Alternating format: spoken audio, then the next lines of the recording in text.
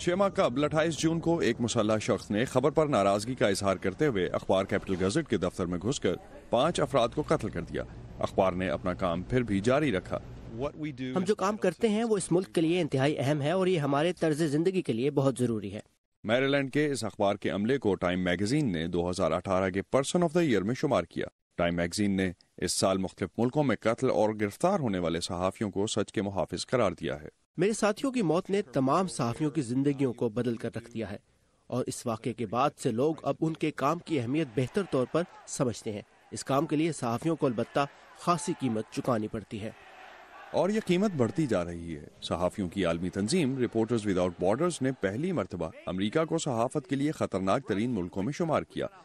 ان ممالک میں پاکستان بھی شامل ہے۔ اکتوبر میں صدر ٹرمپ کے ایک حامی نے CNN اور صدر ٹرمپ کی مخالف اعلیٰ شخصیات کو پارسل میں پائپ بم بھجوائے۔ ناقدین صدر ٹرمپ پر الزام لگاتے ہیں کہ انہوں نے صحافیوں کو عوام کا دشمن قرار دے کر اس تناؤ میں اضافہ کیا ہے۔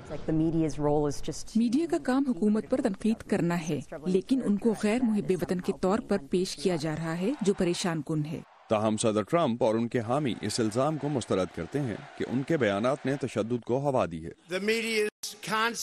میڈیا کی دشمنی پر مبنی مسلسل غیر منصفانہ کوریج اور اس کے منفی حملے لوگوں میں تقسیم کا باعث بن رہے ہیں، اور اس سے صحت مند بحث کو نقصان پہنچ رہا ہے۔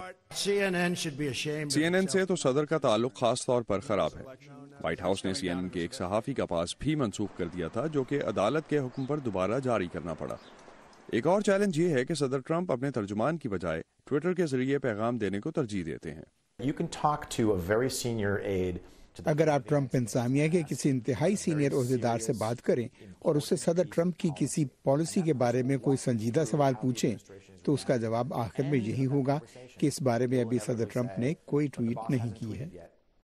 وائٹ ہاؤس کا کہنا ہے کہ صدر ٹرمپ اور میڈیا کے درمیان کوئی دوری نہیں، اور انہوں نے اپنا عہدہ سنبھالنے کے بعد سے 560 مرتبہ میڈیا سے براہ راست بات چیت کی ہے، جو کہ صدور براک اوباما اور جارج بش سے کہیں زیادہ ہے۔